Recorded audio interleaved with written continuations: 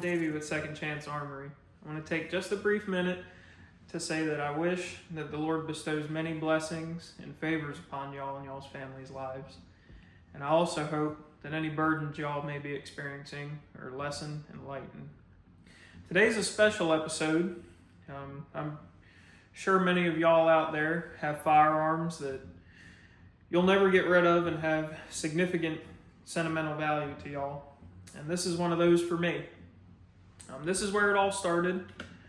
And just looking at it, it's nothing special. It's a Henry 22 mini bolt, single shot 22 long rifle, as many kids in America that are into this shooting sport start out with. But to me, it's a whole lot more. So my grandfather,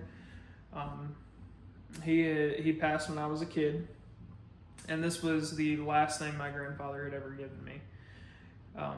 I have the first thing he'd given me and the last thing he'd given me. The first thing's a G.I. Joe tank, because of course I was, a kid who was enamored with the military, and the last thing he got me was this. And funny story about it, I remember me and him went to the Bass Pro, and we were talking. I said, "Pop, what does every good Army man have?" And he goes, "Well, I don't know." He's like, "You already got all those G.I. Joes, and we watch all those war movies and stuff together. I don't know what else you could need." I said, "Pop, it's a gun." And he goes, "You know what? You're absolutely right." And my grandmother back then wasn't real big into guns and wasn't the biggest of fans. And so Pop had bought me this rifle and a brick of 22 ammunition. He said, "Look, Buster," he said, "I'm going to keep it with me. And when we come visit y'all next, I'm going to bring it with me, and me, you, and your father can go shoot it." I said, "Okay, Pop, that sounds wonderful," of course. So him and my grandmother make their way to come see us, and I think it was right at Thanksgiving, and Pop comes out of the truck, and I run over to him, give him a big hug, and just happy to see him. And I go, "Pop, did you remember to bring my gun?" And my grandmother whipped around at him real quick and goes, "What gun is he talking about?" And lo and behold, I'd got that man in trouble, but he spent the rest of the day with me and my dad shooting the 22, and probably not trying to be around my grandmother too much with the repercussions of what had happened. Anyhow, this rifle, with all the exciting rifles and firearms I'd shot in the military, with all the fun and exciting things I had in my armory, this is still, even though this is where it started, one of my favorites.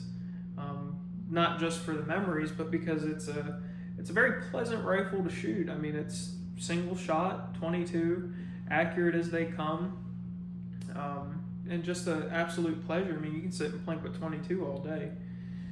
This rifle I have no plans for. This rifle is going to stay absolutely as it was when he'd given it to me.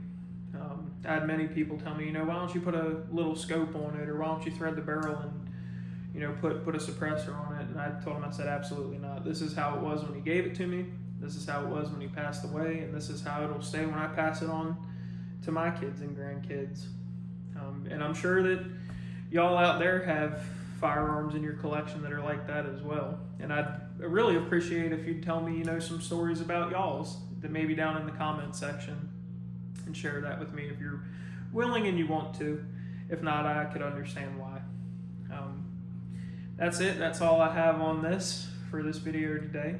I just want to say that I thank each and every one of y'all for being here at the channel and being with me for this time that I get to talk and ramble on about these guns. I appreciate y'all listening, and I wish y'all a pleasant rest of your day.